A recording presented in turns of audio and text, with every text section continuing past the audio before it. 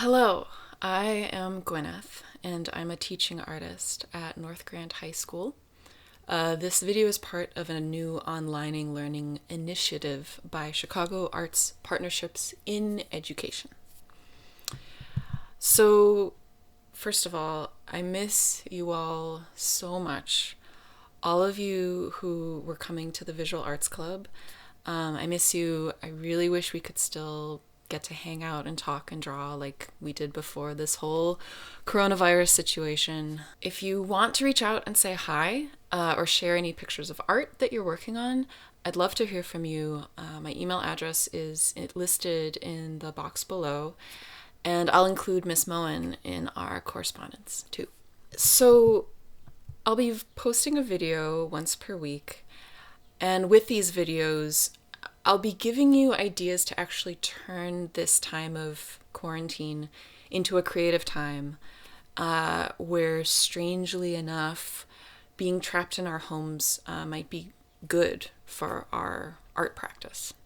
The first thing that can help right now, of course, is practicing self-care and learning ways to help calm our nerves.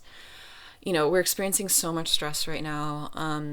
We don't know when the quarantine will end. I also know a lot of students are really overwhelmed by the workloads being assigned to them by teachers. And then, of course, being in our homes with our families is already difficult, so being quarantined with them is extra difficult. So for me, the mother of all tools for coping with stress is mindfulness. Mindfulness derives from Buddhist, Zen, and Tibetan traditions and meditation techniques. What? However, you do not need to be religious or spiritual at all to benefit from it. In fact, psychologists since the 1970s have been studying the effects of mindfulness and have found that it helps reduce depression, anxiety, and even helps with the treatment of drug addiction. So with mindfulness, you are acknowledging and accepting your thoughts, feelings, and bodily sensations, which might sound simple, but it is hard. A lot of the time, things we're feeling, they don't feel good. And so we've probably been going about our day not letting ourselves fully feel the things. They're still pouting, they're kicking at the floor, they're growing red in the face. The feelings are kind of waiting for you to see them, like they're an upset kid. When we notice these thoughts and feelings, what's important is we're trying to not judge them. And what I mean by that is we're trying to not assign them as being good thoughts or feelings or bad thoughts and feelings. And this is really difficult because we go through our days often thinking about things in terms of whether they're good or bad or in between. It'll be a struggle, and that's okay.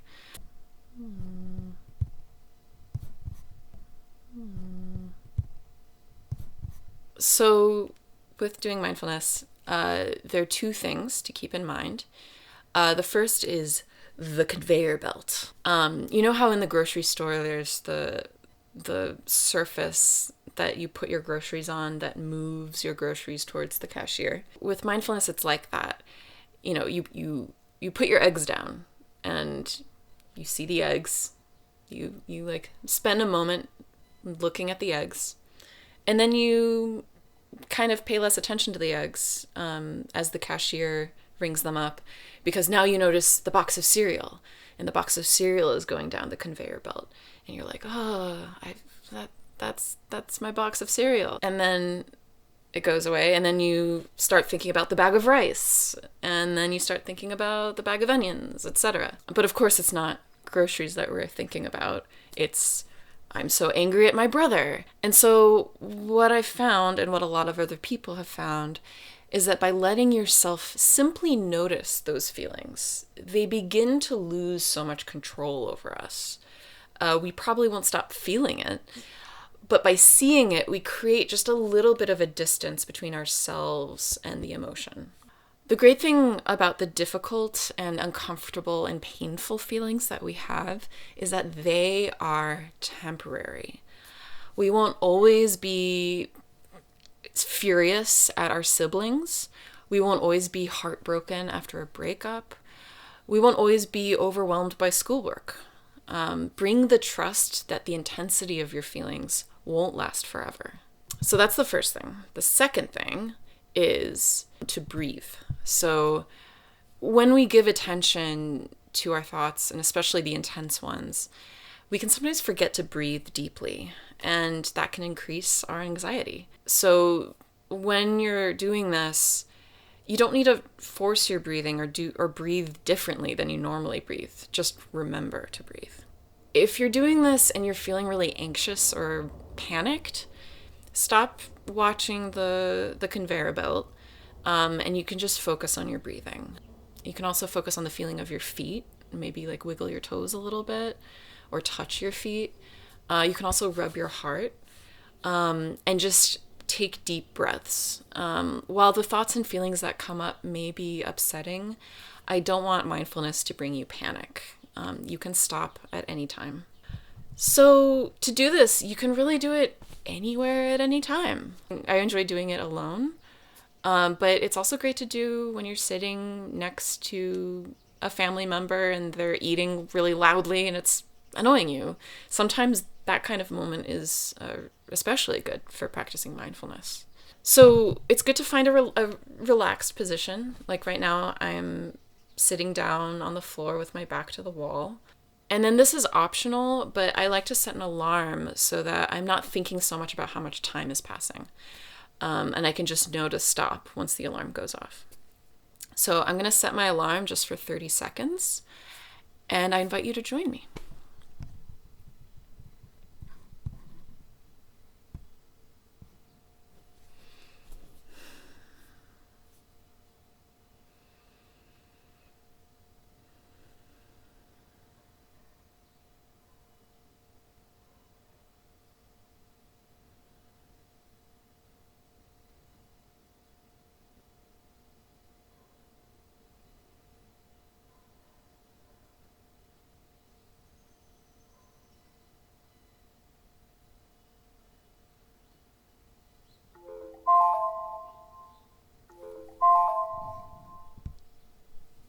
All right, how was that? I was observing the sounds outside. I heard a dog barking, and like birds. And I was also feeling some things about like a little nervous about how this video is going. So I hope that that was a positive experience for you. And thank you for practicing some mindfulness with me. So remember, the most important thing right now, more important than your schoolwork and more important than your artwork, is your mental and physical health. That is the priority. Your well-being is the priority.